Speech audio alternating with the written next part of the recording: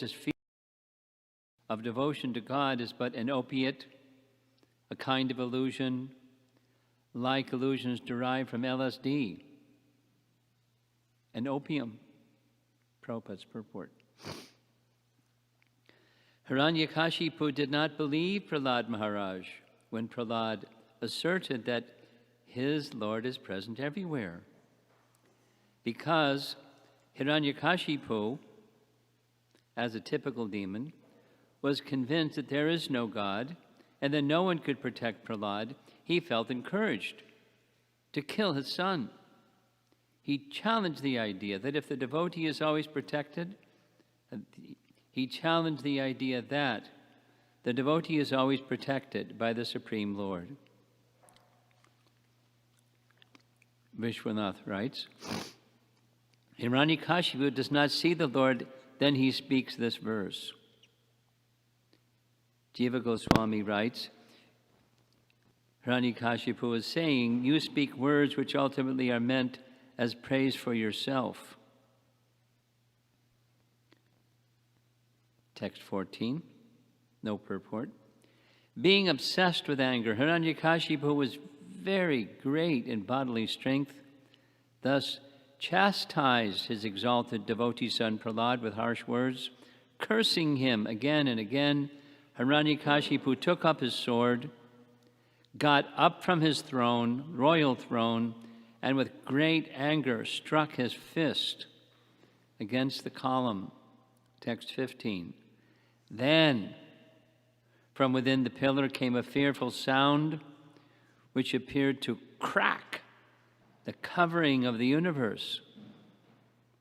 Oh, my dear Yudhishthira, this sound reached even the abodes of the demigods like Lord Brahma. And when the demigods heard it, they thought, oh, now our planets are being destroyed. Prabhupada's purport. As we sometimes become very much afraid at the sound of a thunderbolt, perhaps thinking that our homes will be destroyed, the great demigods like Lord Brahma feared the thundering sound that came from the pillar in front of Hiranyakashipu. He hasn't shown himself yet, he's just roaring. And Vishwanath writes, the sound appeared to crack the universe. Hearing that sound, the devatas thought that their abodes were being destroyed. Text 16. While showing his extraordinary prowess, Hiranyakashipu, who desired to kill his own son, heard that wonderful tumultuous sound which had never before been heard. Upon hearing the sound, the other leaders of the demons were afraid. None of them could find out the origin of that sound in the assembly. And Prabhupada's purport. In Bhagavad Gita 7.8, Krishna explains himself by saying, Rasoham apsu kaunteya prabhasmi shashi surya yaho pranavak sarva vedeshu shabdake purusham drishu. O son of Kunti, I am the taste of water, the light of the sun and the moon, the syllable Om in the Vedic mantras. I am the sound in ether, Shabdake, and the ability in man. Here the Lord exhibited his presence everywhere by the tumultuous sound in the sky, Shabdake. The tumultuous thundering sound was proof of the Lord's presence. The demons, like Hiranyakashipu, could now realize the supreme ruling power of the Lord. Thus Hiranyakashipu became afraid. However powerful a man may be, he always fears the sound of a thunderbolt. Similarly, Hiranyakashipu and all the demons who were his associates were extremely afraid because of the presence of the Supreme Lord in the form of sound, although they could not trace out the source of the sound. And Text 17. To prove that the statement of his servant Prahlad Maharaj was substantial, in other words, to prove that the Supreme Lord is present everywhere, even within the pillar of an assembly hall, the Supreme Personality of Godhead, Hari, exhibited a wonderful form never before seen. The form was neither that of a man nor that of a lion, and the Lord appeared in his wonderful form in the assembly hall. Purport. When Hiranyakashipu asked Prahlad Maharaj, "Where is your Lord? Is he present in this pillar?" Prahlad Maharaj fearlessly replied, "Yes, my Lord is present everywhere." Therefore, to convince Hiranyakashipu that the statement of Prahlad Maharaj was unmistakably true, the Lord appeared from the pillar. The Lord appeared as half lion, half man, so that Hiranyakashipu could not understand whether the great giant was a lion or a human being. To substantiate Prahlad's statement, the Lord proved that his devotee, as declared in Bhagavad Gita, is never vanquished. 931, Kaunteya pratijanihi name bhakta pranashyati. Prahlad Maharaj's demoniac father had repeatedly threatened to kill Prahlad, but Prahlad was confident that he could not be killed since he was protected by the Supreme Lord. By appearing from the pillar, the Lord encouraged his devotees, saying in effect, "Don't worry, I am present here." By manifesting his form as Nrsingadev, the Lord also preserved the truth of Lord Brahma's promise that Hiranyakashipu would not be killed by any animal or any man. The Lord appeared in a form that could not be said to be fully man or lion. Vishwanath Chakravarti Thakur comments, Prahlad had said that the Lord was present in the pillar. To prove those words of his servant true, to make that truth visible, the Lord appeared. And to make true the statements of his form, that his form was spread everywhere. In Nrsinga and other forms, he became visible in the pillar, where he had been invisible. He took a form in the assembly which was not related to animal forms, nor was it a human form. His servant, Hiranyakashipu, had prayed not to die from creating a living being, from created living beings, and also prayed not to die inside or outside, and not by man or beast. The Lord appeared in that form to make that prayer true. He was not a being created by Brahma. He was not an animal, nor a human, nor was he situated within the assembly hall, though outside in the yard. Some people also say that he appeared in that form to prove the words of his servants like Narada to be true. The Lord says, Kaunteya, my devotee, never perishes. And Narada said to Hiranyakashipu, you will not be able to kill this child. Quoting 7:7-10, previous chapter. Hiranyakashipu then said, perhaps I will die because of my hatred of Prahlad. 7:5-47. When Hiranyakashipu made his request, Brahma said, let it be. So I hope you're ready for a long text, because Jiva Goswami is going to wind up and give us some lessons from Bhagavat Sandarbha. So the Lord and the appearance of the Lord is the topic. First he quotes Brihat Anranyaka Upanishad. The Lord was present in the past, is present now, and will be present in the future. From that text, Upasamam Haryatvam means that it is proper to gather all forms during meditation. The Lord's birth is different from material birth. It is an appearance of the Lord which resembles a material birth. Sometimes it is not similar to a material birth also. And he quotes then Purusha Sukta, unborn, he is born in many ways. Then he's quoting 10:3-8 Bhagavatam.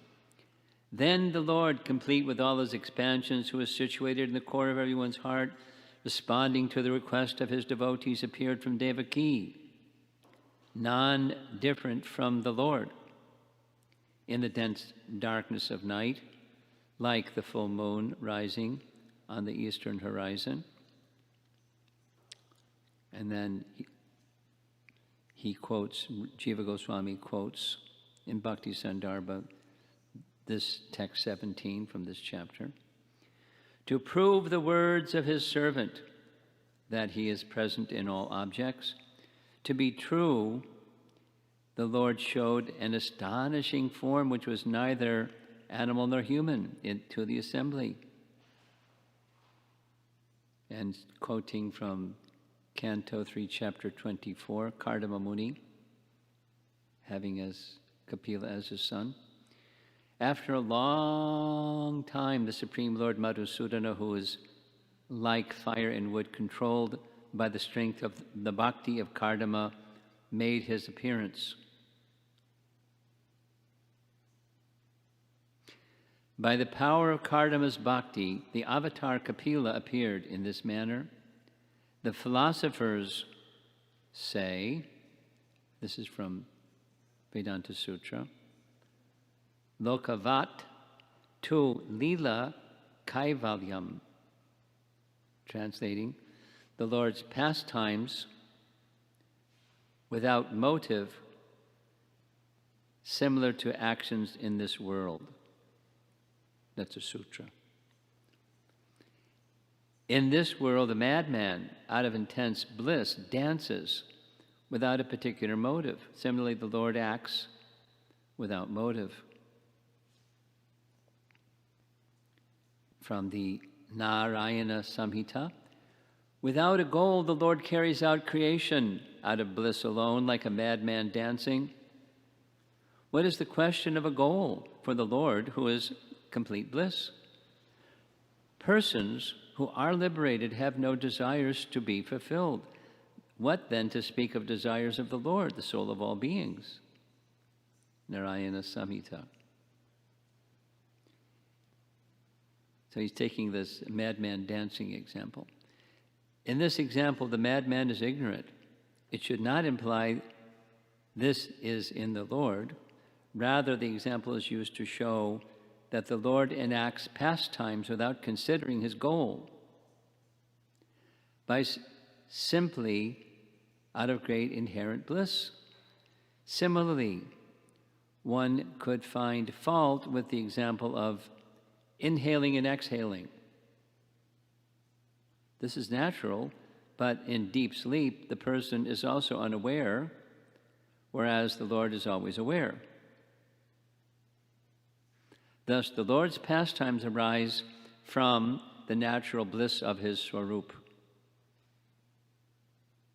Mundaka Upanishad says, quote, the act of creation is the nature of the Lord. For one whose desires are fulfilled at all times, what desire does he have? Speaking of the Lord's appearance and his pastimes, etc.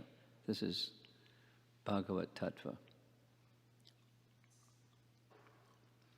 If the Lord's actions in relation to creation of this universe are unmotivated, then what can one say about his actions in Vaikuntha? This is Canto 10, Chapter 16. Oh, Lord Rishikesh, master of the senses. I think this is Varuna Varuna, I think. Maybe not. Anyway. Master of the senses, Rishikesh, please let us offer our obeisances unto you, whose pastimes are beyond matter, whose pastimes are proclaimed everywhere, unto you who are Atmarama but not Atmarama.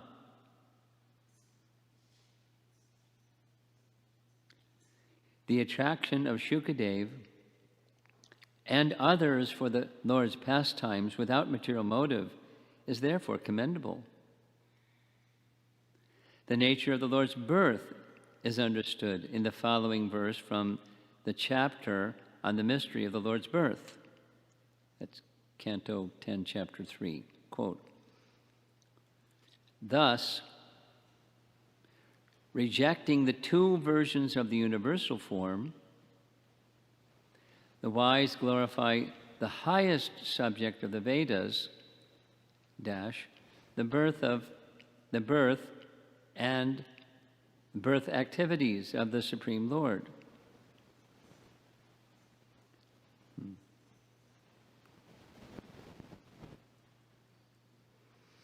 Who resides in the hearts of all beings,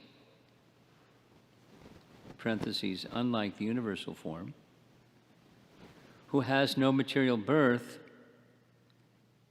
and no material activities, unlike the jiva. Then he's going to comment on those 1, 3, the appearance of Krishna from the womb of Devaki, and then this one. The previous two verses are as follows. Quote, when the gross and subtle material forms, which are impositions on the soul in ignorance, are removed by the realization of the devotees, one can realize Brahman. When Maya, or ignorance, weakens, the Lord bestows his mercy upon the jiva. The jiva becomes endowed with this treasure. The wise understand that, being situated in this glorious position, this person is worthy of worship. Paragraph. One attains Brahman by direct knowledge of one's own swarup, caused by negating the gross and subtle coverings created by ignorance. When Maya ceases, one realizes the wealth of one's swarup. The Atmaramas describe the birth and activities of the Lord in the heart, Paramatma. When the gross and subtle coverings cease, the wealth of realization of his birth and activities arises.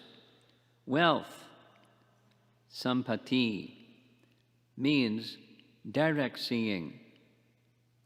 Thus, the forms of the Lord are filled with the bliss of the Lord's Swarup, since they are completely different from material forms. Thus, he is described as being without action and without birth or material birth, and his birth and actions are hidden in the Vedas. Almost finished. This is explained in Sridhar Swami's commentary on the following verses of Akrura's praises, 10:48, 23, 24.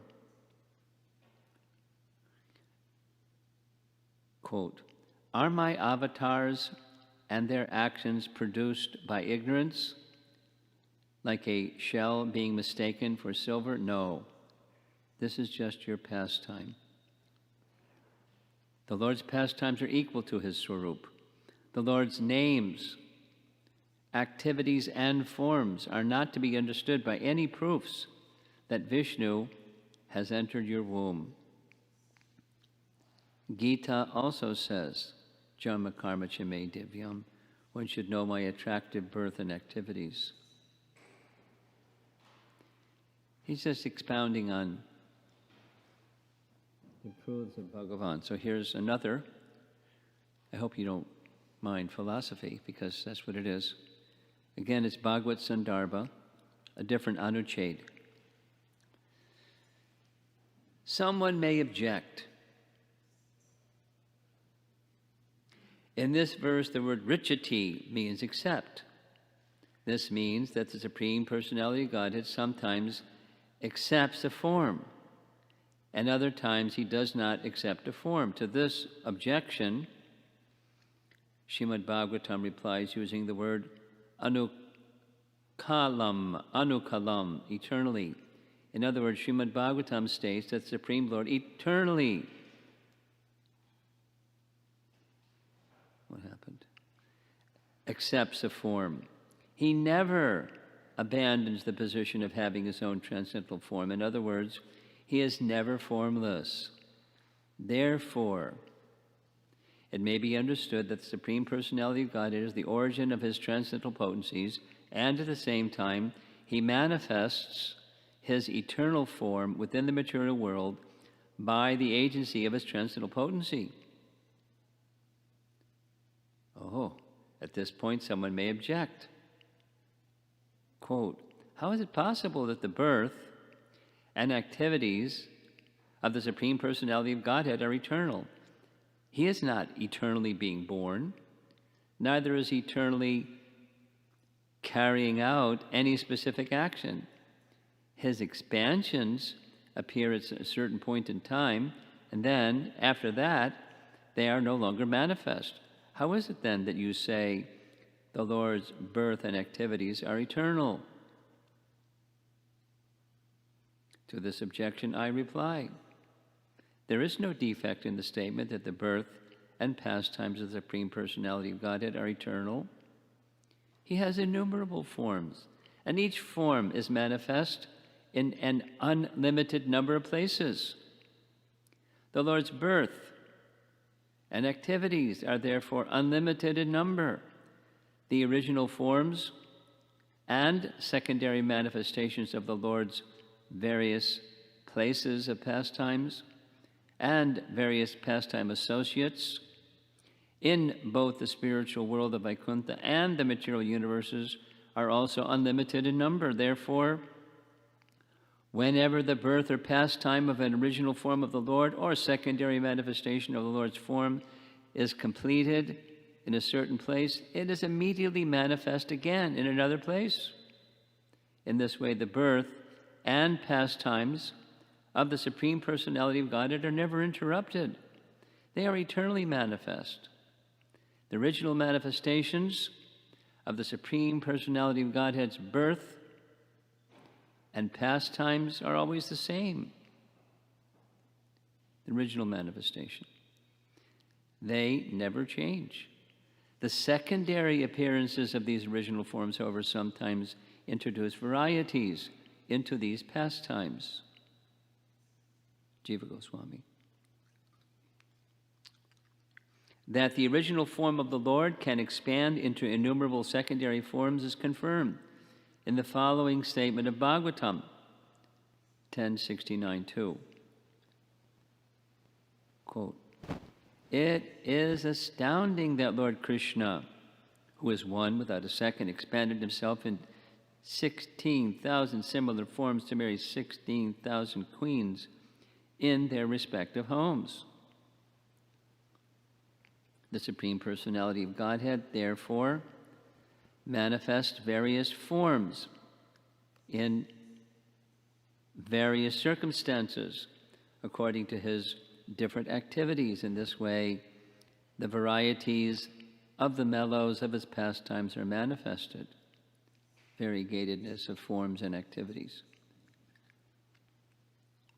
At this point, another person may object, whoa, how can you say that simply because he is born and acts in different forms at different times, the birth and activities of the Supreme Personality of Godhead are eternal?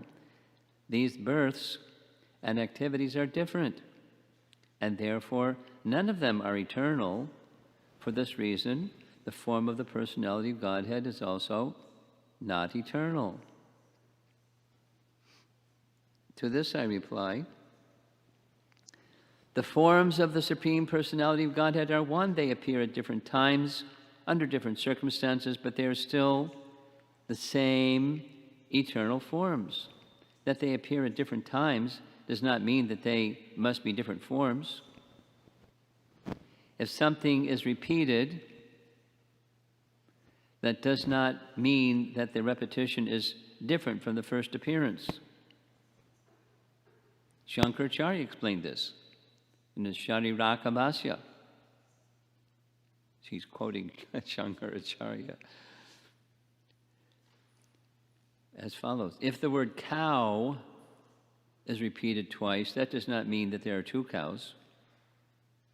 There's only one cow, but for emphasis, the word has been repeated. In the same way, if the word cooked is repeated twice, that does not mean the food was twice cooked. Simply for emphasis, the word was repeated. He knows how to take gold from a filthy place.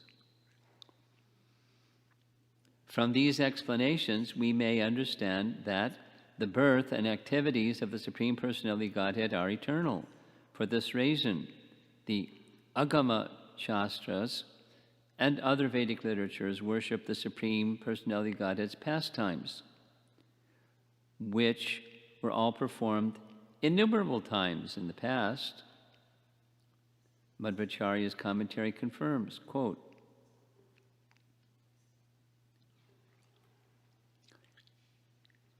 because the forms of Lord Trivikram and other incarnations are all manifested from the form of Supersoul, Paramatma, therefore these forms are all eternal, just as the Supersoul is eternal.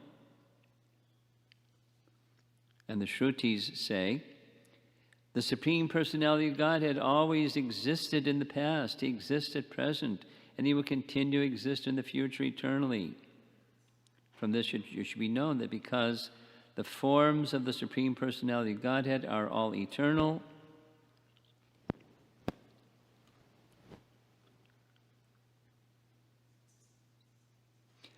they are also the supreme objects of our worship.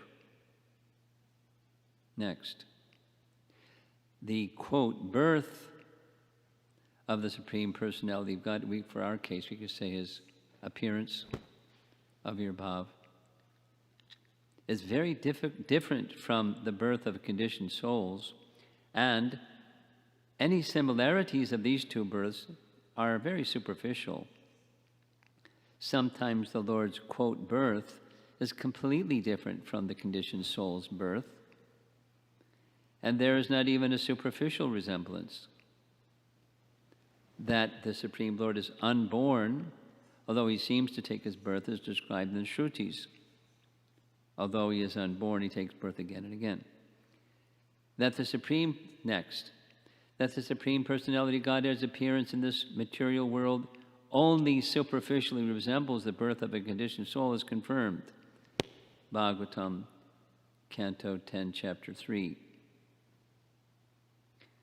Then the Supreme Personality of Godhead, who is situated in the core of everyone's heart, appears from the heart of Devaki in the dense darkness of the night, like the full moon rising on the eastern horizon, because Devaki was in the same category as Sri Krishna.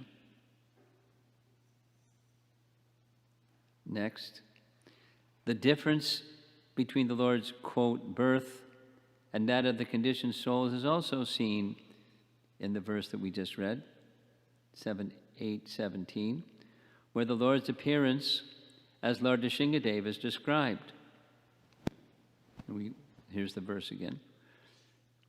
To prove that the statement of his servant Prahlad Maharaj was substantial, in other words, to prove that the Supreme Lord is present everywhere, even within the pillar of an assembly hall, the Supreme Personality of Godhead had already exhibited a wonderful form never before seen. The form was neither that of a man nor that of a lion. Thus the Lord appeared in His wonderful form in that assembly hall.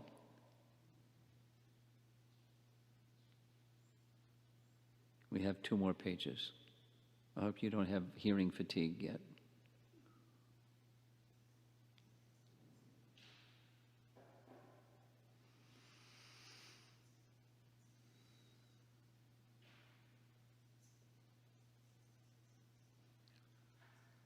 So he again refers to Kapila's birth. In this description of the Lord's birth, we may note that, influenced by the pure devotion of Kardama Muni, the Supreme Lord agreed to become his son. We may also note that the word viryam, which is sometimes translated as semen, viryam here may be understood to mean sonship.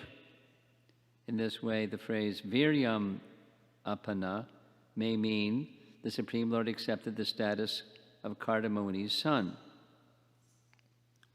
The activities of the Supreme Personality Godhead are his blissful transcendental pastimes. They are not like the material activities of the conditioned souls, Vedanta Sutra confirms. Although they may superficially resemble the activities of conditioned souls, the actions of the Supreme Personality Godhead are all his transcendental pastimes. Madhvacharya comments on this sutra, Vedanta Sutra. Quote, "The transcendental pastimes of the Supreme Personality of Godhead are different from the happy dancing and other activities of the intoxicated and mad conditioned souls who inhabit this material world." And then last from Jiva Goswami, he's quoting the Narayana Samhita, that the personality of God is never forced to act. He quoted this already. Lord Hari is not obliged to create the material universes or do any other thing. He is completely free to do whatever he likes, as a madman or an intoxicated person freely dances without thinking of attaining any specific result to fulfilling any duty. So the Supreme Personality Godhead, impelled by his own transcendental bliss,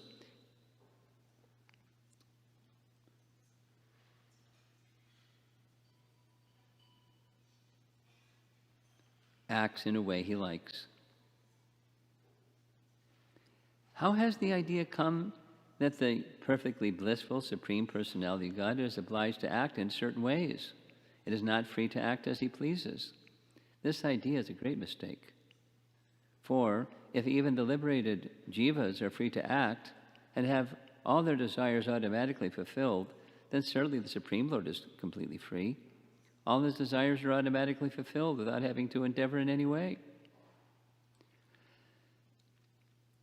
And we're on page 10. We're going to finish on page 13.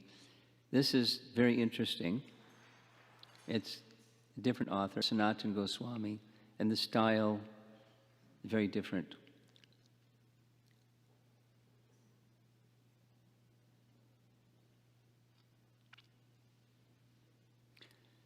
This is in relation to Lord Nrsingadev's appearance. He also wished, this is the text and then there's commentary, he, that's Lord Nrsingadev, also wished to uphold the truth of the words of Brahma and of others, such as Brahma's sons, and fully display the greatness of devotional service. These were the only reasons for his pastimes. Commentary. The personality of God had assumed his amazing half-lion, half-man form to save Prahlad from Hiranyakashipu, the most terrible opponent of Lord Vishnu's devotional service. Isn't this evidence enough that he favors Prahlad? No, Prahlad replies. The Supreme Lord's appearance as Nrsinga and his disposing of Hiranyakashipu served other purposes. The Lord enacted this pastime to protect Indra and the other demigods, who are his faithful devotees. He also descended in his form to free his two Vaikuntha associates, Jai and Vijay, from the curse of Sanak and his brothers. In addition, the Lord felt obliged to fulfill the words of several of his devotees. For example, Brahma had predicted the Supreme Lord's appearance as Nrsingadev. Brahma's sons, the four Kumaras, had predicted the Lord's killing of Hiranyakashipu. Hiranyakashipu himself, who is an incarnation of Lord Narayan's doorkeeper Jaya, had also made statements that the Lord had to make true. And Narada's and Prahlad's predictions also needed to be realized.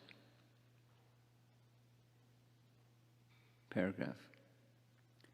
A detailed description of how Lord Nrsimha had to fulfill the words of his various devotees is found in Srila Sridhar Swami's commentary on the verse that we just read. And the commentary reads like this: to make true what was spoken by his devotees,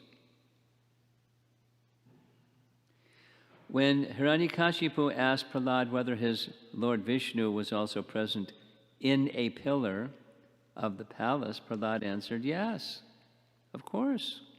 He is present everywhere. Lord Nrsimha emerged from the pillar to fulfill the statement of Prahlad's. And Prahlad's previous statement from the previous chapter, text 20, that the Lord is also present in the varieties of material creations and in the material elements.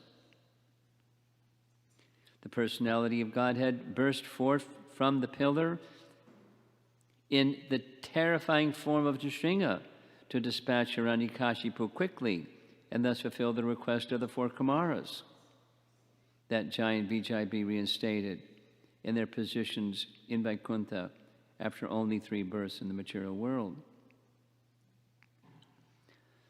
Paragraph. Lord Nrsimha's form, neither human nor animal, was like nothing ever seen before in Brahma's creation, and he appeared at the doorway of Hiranyakashipu's court. This unprecedented appearance fulfilled Hiranyakashipu's choice for benediction from Brahma. O my Lord, please let me not meet my death from any of the living entities created by you, either indoors or outdoors, from either man or beast. Brahma had answered this request. So be it, Hiranyakashipu said later. Chapter 5 of the 7th canto. I can see that this boy's strength is unlimited, for he has not feared any of my punishments. He appears immortal. Therefore, because of my enmity towards him, I shall die. Or maybe this will not take place. And when Indra had wanted to kill the unborn Prahlad in the womb of Hiranyakashipu's wife, Narada warned him. Quote, this is earlier in this same chapter, 7. The child within this woman's womb is faultless and sinless. No, previous chapter. Faultless and sinless. Indeed, he is a great devotee, a powerful servant of the Supreme Personality of Godhead. Therefore, you will not be able to kill him.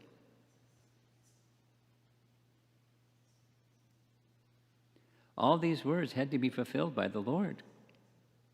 And, as implied by the word cha in this verse spoken by Prahlad, text 25, the personality of God had also had to fill his own words from Bhagavad Gita. Kaunteya pratijanihi. And 12:7, Tesham aham samudharta. I quickly deliver my devotees from the ocean of birth and death. Therefore, Prahlad concludes, what Nrsimha did during his short appearance does not prove that Prahlad is the Lord's favored devotee. Even though the Lord made a show of neglecting Brahma and the other demigods by showering affection on Prahlad alone, that display should not be taken to indicate the Lord's true feelings. Sanatana Goswami writes, otherwise, as Prahlad's logic goes, one could infer that the Supreme Personality of Godhead has no affection either for his Vaikuntha associates, like Garuda, or the goddess of fortune, whom he also neglected on that occasion? Lord Nrsimha only wanted to draw attention to the greatness of pure devotional service by showing that even a demon like Prahlad can earn the Lord's reciprocation by steadfastly meditating on his mercy in the face of all dangers. Paragraph. This argument is Prahlad's answer to Narada's statement in text 7 and 8, earlier in this Bhagavatamrita, that Lord Nrsimha had showered special affection on Prahlad while, quote, ignoring Brahma, Shiva, and other demigods offering prayers, and even ignoring the goddess Padma. So, you know, this is part one. So Narada is going to different persons. You're the greatest recipient of the Lord's mercy. And he goes to Prahlad saying, and Prahlad says, no, no, no. They all say, citing different reasons. One more verse. We're going to hear the form of Lord Nrsimhadev.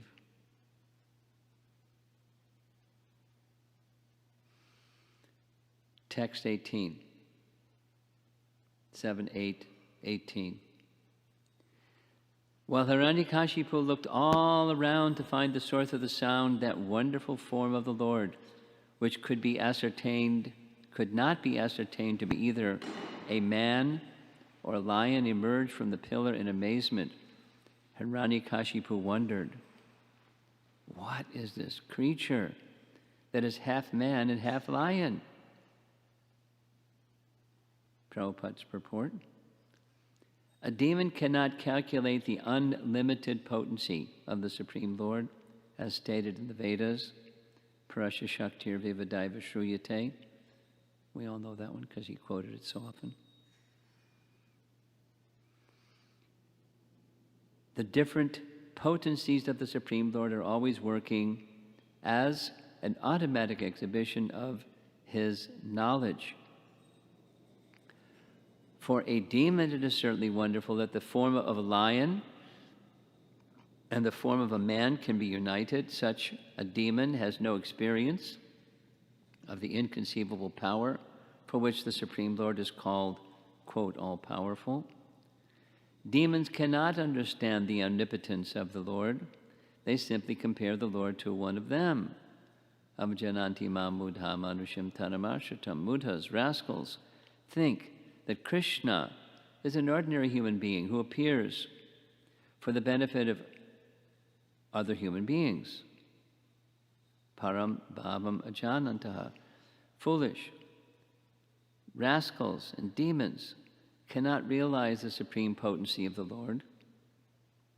But he can do anything and everything. Indeed, he can do whatever he likes. When Hiranyakashipu received benedictions from Lord Brahma, he thought that he was safe. Since he received the benediction he would not be killed by either an animal or a human being, he never thought that an animal and human being would be combined, so that demons like him would be puzzled by such a form. This is the meaning. So here's his form. Hiranyakashipu studied the form of the Lord, trying to decide who the form of Nrsimhadev standing before him was. The Lord's form was extremely fearsome because of his angry eyes, which resembled molten gold, his shining mane, which expanded the dimensions of his fearful face, his deadly teeth, and his razor-sharp tongue, which moved about like a dueling sword. His ears were erect and motionless, and his nostrils and gaping mouth appeared like caves of a mountain. His jaws parted fearfully, and his entire body touched the sky. His neck was very short and thick, his chest broad, his waist thin, and the hairs on his body as white as the rays of the moon.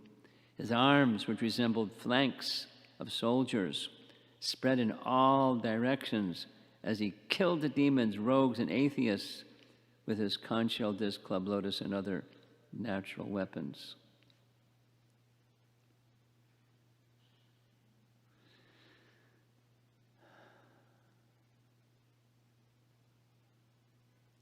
That's as far as we're going to go.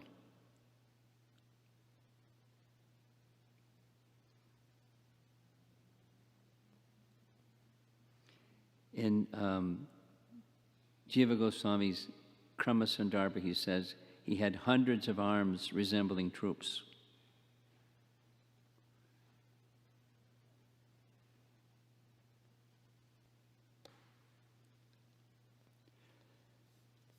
Somebody just sent me the description in Padma Purana of Lord Nrsingadev's appearance.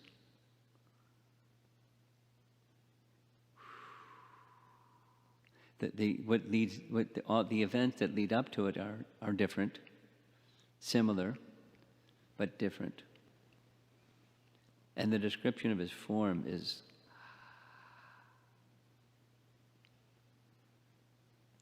but I think what I want to do is a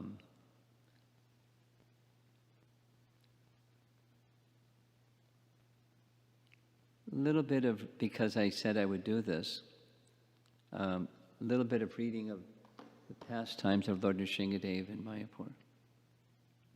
And this is taken from a book which was published in Mayapur by Pankaj Angri during a period of time when he was their pujari,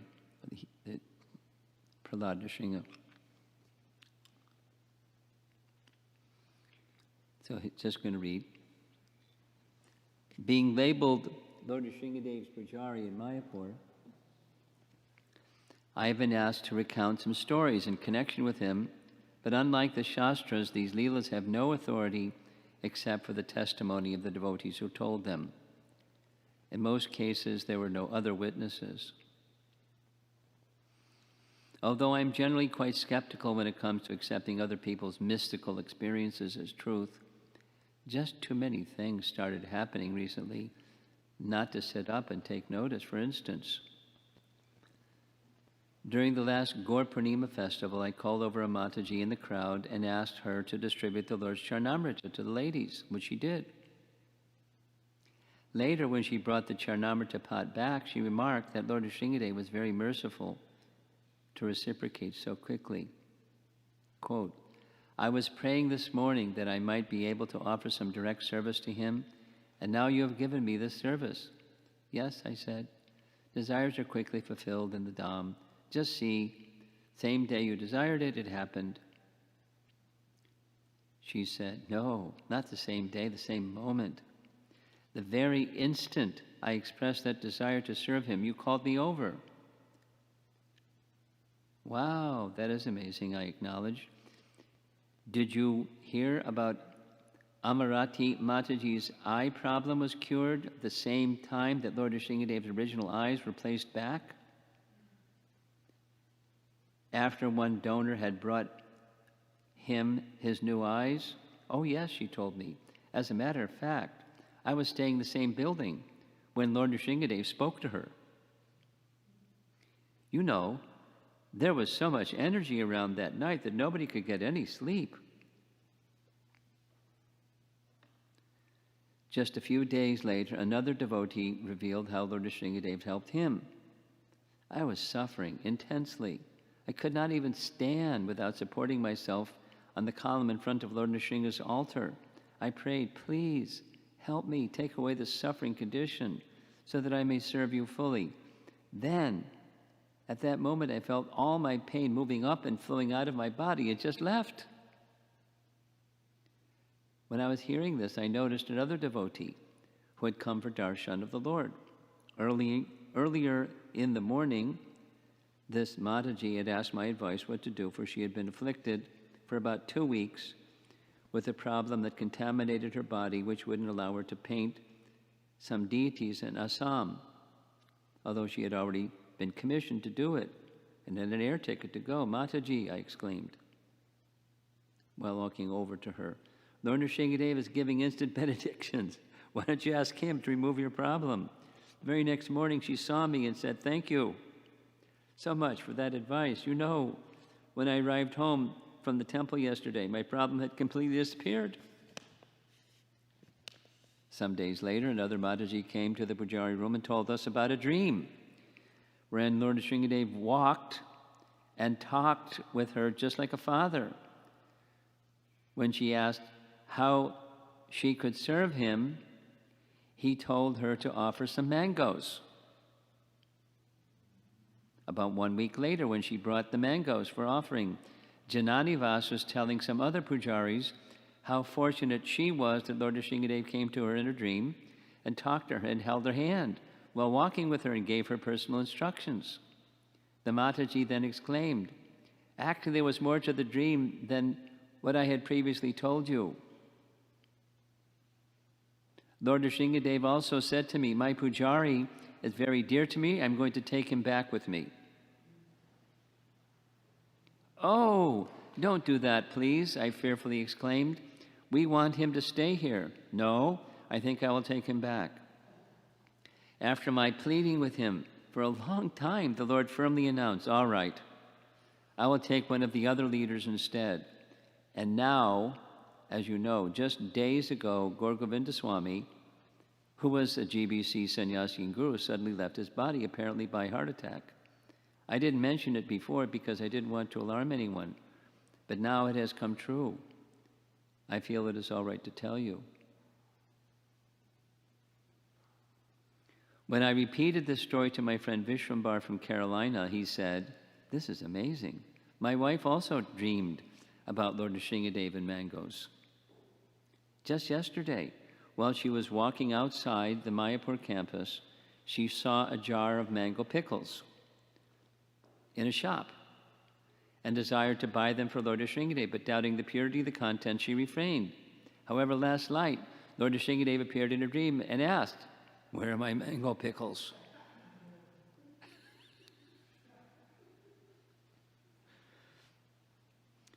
This is Pankaj Angri.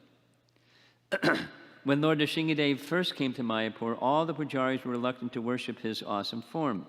Bhava Siddhidas was particularly frightened and always very nervous worshiping him. One night, after putting the Lord to rest, he was leaving the altar when he heard such a tremendous sound that made his hair stand on end. Looking back fearfully, he saw that everything was in place. So he quickly left, locked the door, paid his obeisances, praying for forgiveness for any offense he might have inadvertently have committed. At the end of that night, the shaking of his bed awakened him. Baba Siddhi was sleeping on top of a bunk bed, so he thought it must have been the pujari below him getting up for Mangalarti. However, when he opened his eyes, he saw Lord Sringadev sitting on his bed. Wow. That fortunate pujari became very fearful, practically to the point of panic, and he tried to get up. Lord Sringadev placed his two hands, which felt like the weights of the universe, on his shoulders. "Be peaceful, be calm," the Lord consoled him. "I've just come to tell you that when you worship me in the temple, there's no need to fear me. Please give up this fear." The Lord then disappeared, but Baba Siddhi began to run up and down the veranda of the long building where he slept. "What happened?" asked some concerned devotees. But they received only incoherent replies. They started to think maybe he had gone mad or become haunted by a ghost. Finally, Baba Siddhi ran over to the temple, prostrated himself before the door where Lord Sringadev was worshipped, and offered his heartfelt prayers. After some time, he became a little pacified and began walking back to his room. "I wonder why everyone is staring at me," he thought. When he looked down, the answer was obvious. He was only dressed in his underwear.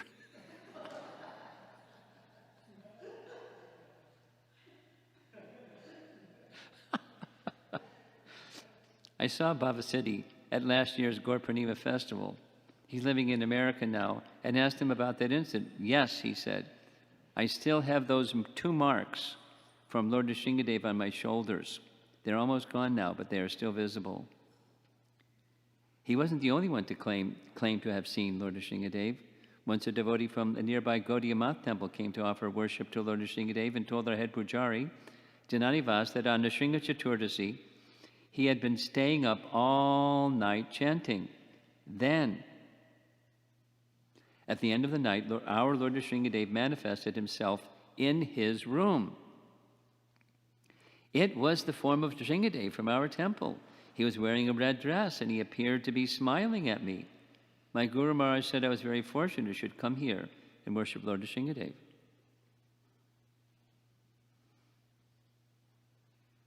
Another time, the frantic parents of a runaway boy, after searching all over the country, finally heard that their son was at our Mayapur center.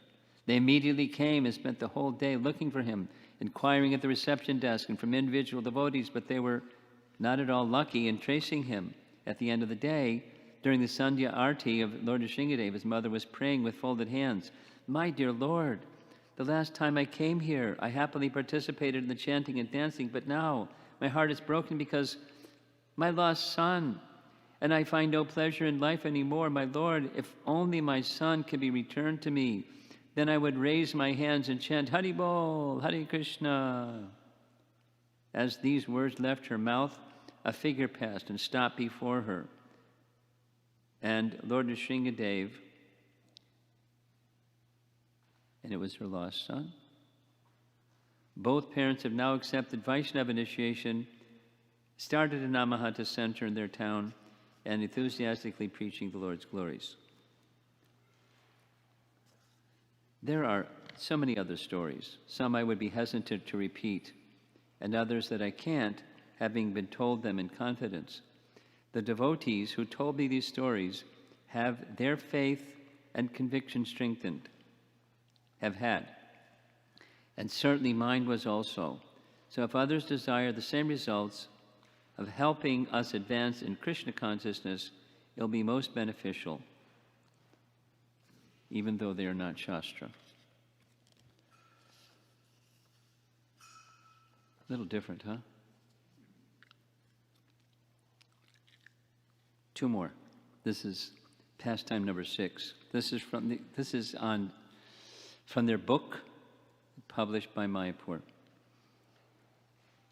The father of one of the devotees of ISKCON Youth Forum used to argue with him, the son, saying, "Why do we have to worship Nrsingadev when Radha Madhava are there?" The boy tried to make his father understand that Krishna and Nrsingadev are not different, but his father was not very convinced in this regard. During the Shringa Chaturdasi 2003, this boy, along with his father, came to the temple and were watching Lord Nrsingadev's Abhishek ceremony. Suddenly, the boy's father saw Madhava's face in place of Nrsingadev's.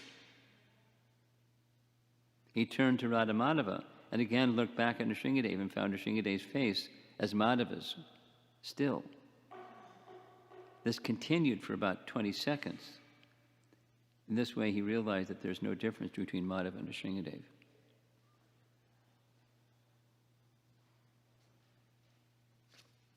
Pastime number 7. In 2004, Kavi Priya Devi from Calcutta made some bracelets for Lord Nrsingadev. Somehow or other, she could not come to Mayapur and offer them to the Lord. In the meantime, she started becoming sick in different ways. She went to the doctor and tried to get various treatments, but there was no cure. After some time, the doctor said that her problem was thyroid. As a result, she would eventually be unable to move. I never heard that thyroid causes that. She was in great anxiety, thinking what to do. All of a sudden, she remembered about Lord Nrsingadev and the bracelets, which she was supposed to offer to him. Even though she was ill, she made the endeavor to come to Mayapur and give him the bracelets. After offering them to Lord Nrsingadev, all the symptoms of illness were totally removed within 3 days.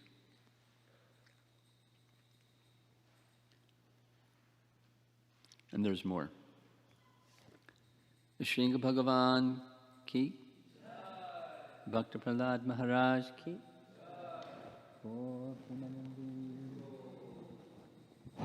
So, looks like it's time for Arti. It is time for Arti. Is there time for questions? Time for questions. Sorry for the long reading, but I found it educational, and I like Jiva Goswami to help us understand Bhagavat Tattva. Is there anybody here in the room that would like to present a question? Because otherwise, yes.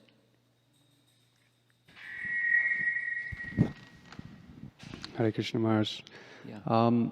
I've heard, perhaps from Jiva Goswami, that the form of Lord Nrsimhadev is a unique category, which is, in one sense, like Chaitanya Mahaprabhu, that it is of the same tattva as Krishna himself. Have you ever come across a reference like that? No. No. But if you find it, let me know, okay? Thank you. Anyone else in the room? Okay. Yes, Madhamangal.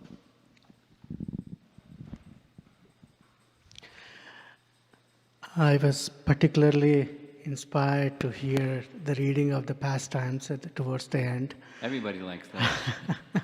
Philosophy is a little hard to stay awake. I was, I think, appreciating the Bhakta Vatsala nature of especially Narasimhadev. Yeah. That it sounds, from the experience of all these devotees, that he's especially affectionate towards the devotees without any looking for any qualifications in those. To see the form of the Lord, as you described at the beginning, how Hiranyakashipu was trying to analyze, and how the various acharyas have described to understand philosophically, but still it seems like Narasimhadev is so affectionate without looking at the qualification of the devotees. He is manifesting himself. So I don't know, I just felt like it's very inspiring. Just appreciation. Yes. Okay. Who should I send the document that has these pastimes of Lord Nrsimhadev in Mayapur so they can circulate it to others? Madam, should I send it to Madam Mangal? Or? Namaruchi. He's in charge of sending things to everybody. Okay. Okay, Namaruchi. It requires some editing, but the essence is there. Pankaj Angri's doesn't require editing. The other ones are kind of like second language English text. Go ahead. Online.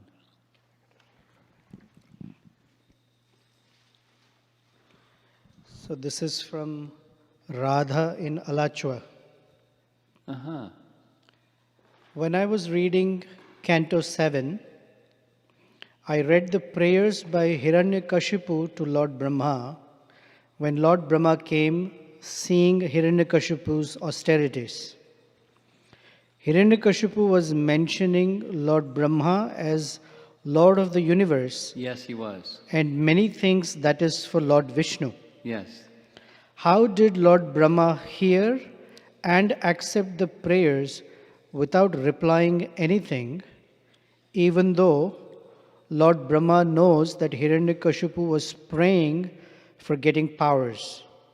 How do we understand and respond when someone glorifies us for getting their things done, but not for the right purpose? Well, there's three questions. And, why didn't he say something like, no, no, no, no, I'm not the Lord of the universe? Maybe he did, maybe it's just not recorded. That's one possibility. Maybe he understood, here's a fool, and that's okay. I don't have to correct a fool with foolishness. Certainly, Brahma was not accepting, oh, finally he's understood, I'm Lord of the universe. So he let it go for whatever his reasons are, or he did speak something and, corrected Brahma, corrected Hiranyakashipu. We don't know. Because it's, the conversation isn't transcribed. It's not entirety. It's essences. And how do we respond when people speak in flattering terms that are not correct? That's your question? How do we understand and respond when someone glorifies us for getting their things done but not for the right purpose? To get things done. Well, it depends. I mean, yeah, it very much depends. Let's just say you have a mother and father, and you may approach mother and father for something. And it's not so much like, I want to please you, Mom and Dad, and in order to please you, here's some things that would be really nice, some resources or facilities. It may not be the reason. Maybe something else, totally quite apart from that. And they're going to respond to you depending on so many depend on the relationship and the circumstance and so forth. So depending upon the circumstance and the relationship with the other person, you are going to respond accordingly. So it so much depends on all the variables, and rather than listing what the variables might be, you have to have some discrimination how to respond. So next question is from Veda in Alachua. Yes, your friend. How do we get the mood of Prahlad Maharaj of thinking everyone as equal and parts or parcels of Krishna, not friends or enemies? Well, you have to be attached to Krishna, then it's possible, and without, it's not possible.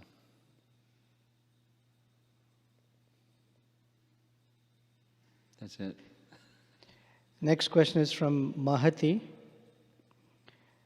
Prahlad Maharaj didn't see the Lord, but just by hearing he got faith. Yes.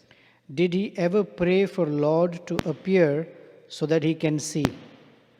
I don't know if he prayed to the Lord to appear, but it does say he could see him. I mean, he knew that the Lord is everywhere, but aside from knowing that he was in the pillar, there are times when Prabhupada said the Lord showed himself. I'm here.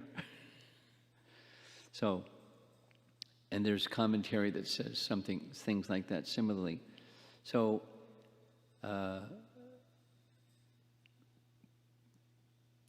I'm unaware of any statement where it says Prahlad is praying to the Lord, please appear so I can see you. A direct answer to her question. No more questions. Okay. Anyone else? Krunanidhi, you always have something. And Subal, too. Not this evening. You want to, let's do the Abhishek? Arti?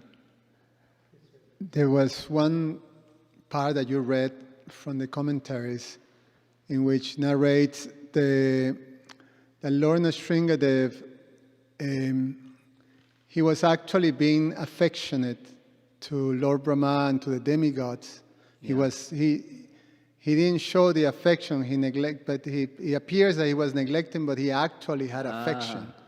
I like that too. And it was very revealing. And then I think, is it Jiva Goswami or Sanatana Goswami? Yes, Jiva Goswami.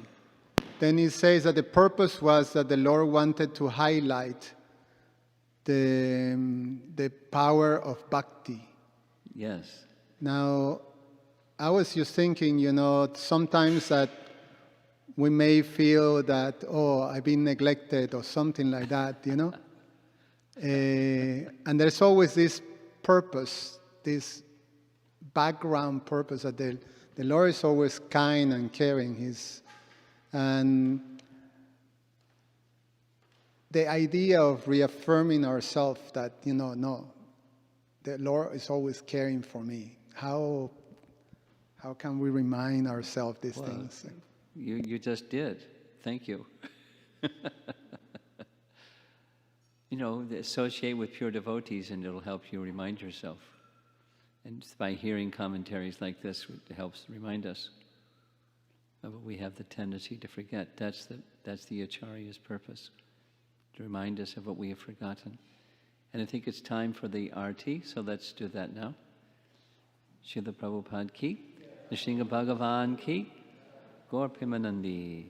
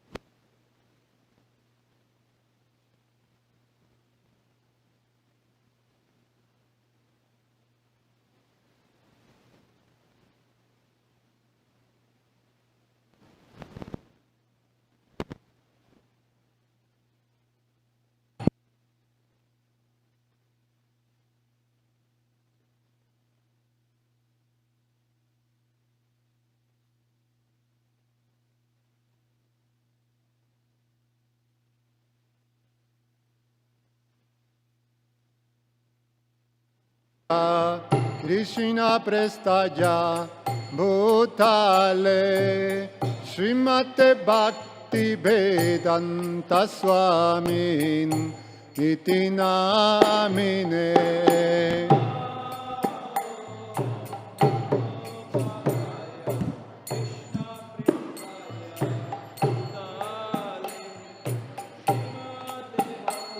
Vedanta Swamin iti namine. Namaste Saraswate Deve Gauravani Pracharine Nirveshesha Shunyavadi Pashatya Deshatarine.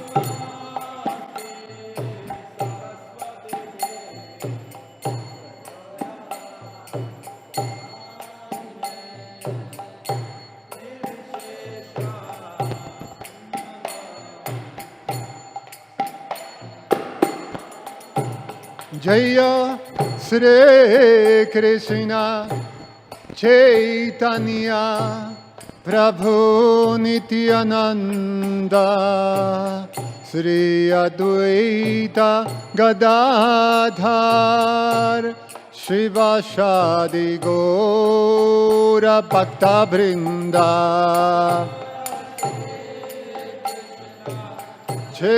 Chaitanya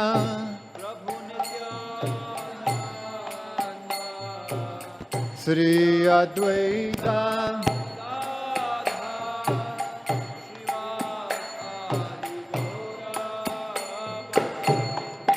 Jaya Sri Krishna Chaitanya Prabhu Nityananda Sri Advaita Gadadhar Shivashadi Gaura Bhakta Vrinda.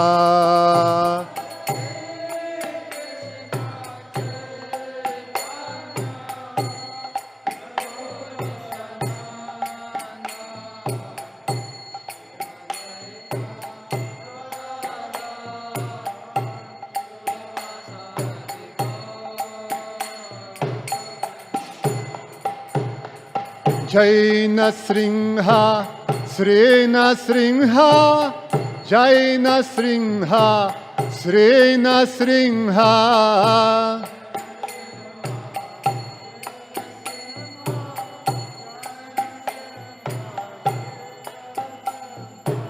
Jai Narasimha, Sri Narasimha, Jai Narasimha, Sri Narasimha.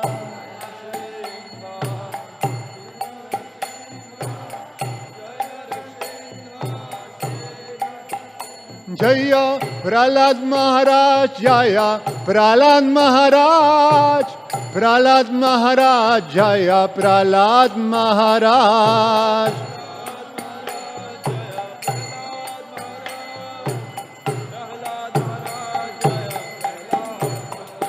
Hare Krishna, Krishna Krishna, Hare Hare, Hare Rama, Rama Rama, Hare Hare.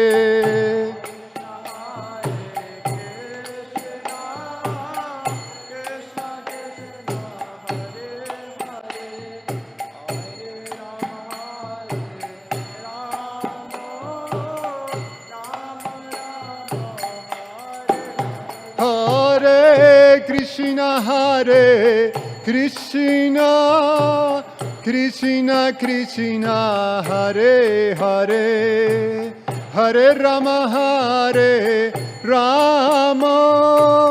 Rama Rama, Hare Hare.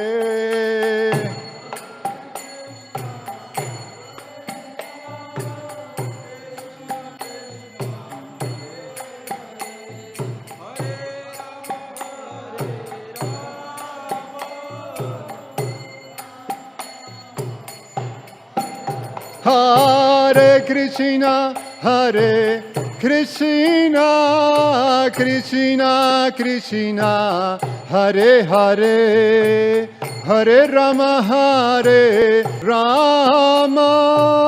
Rama Rama, Hare Hare.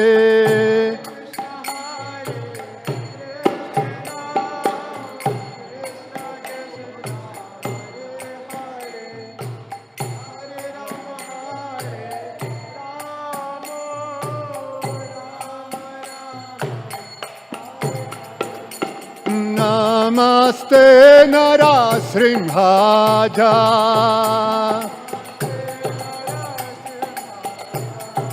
Namaste Narasimha.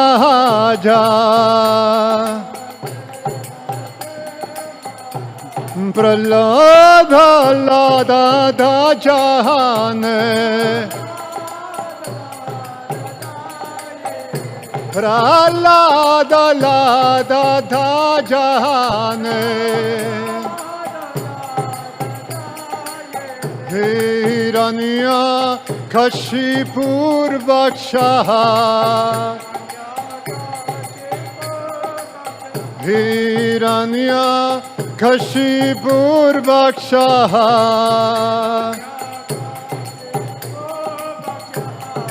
Shilatankana Kalaje,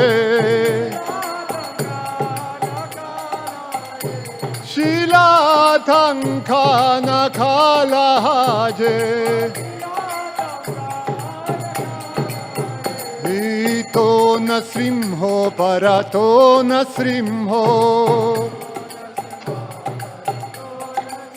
Ito Nasrimho Parato Nasrimho, Jato Jato Jamitato Nasrimho, Jato Jato Jamitato Nasrimho, Bahe Nasrimho, Hridaya Nasrimho, Bahe Nasrimho, Hridaya Nasrimho, Narasimha Madim Saranam Prapadye, Narasimha Madim Sharanam Prapadye, Narasimha Madim Sharanam Prapadye,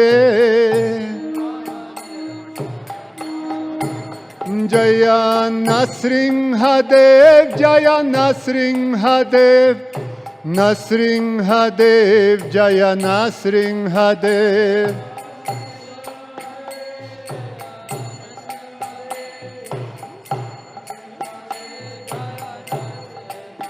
Jaya Prahlad Maharaj, Prahlad Maharaj, Prahlad Maharaj, Jaya Prahlad Maharaj.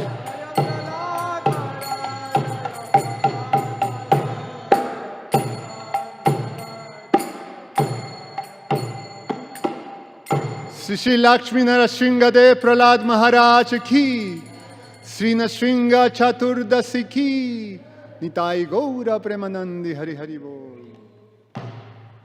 Jai Om Vishnupad Paramahansa Parivajakacharya Astatarasatasi Srimad His Divine Grace A.C. Bhaktivedanta Swami Srila Prabhupada ki Nitya Leela Pravishta Om Paramahansa Parivajakacharya Astatarasatasi Srimad His Divine Grace Srila Bhakti Siddhanta Saraswati Thakur Prabhupada ki Ananta Koti Vaishnavrinda ki ISKCON Founder Acharya Srila Prabhupada ki Lakshmi Nrsimha Prahlad Nrsimha Bhagavan ki Gaur Premanandi.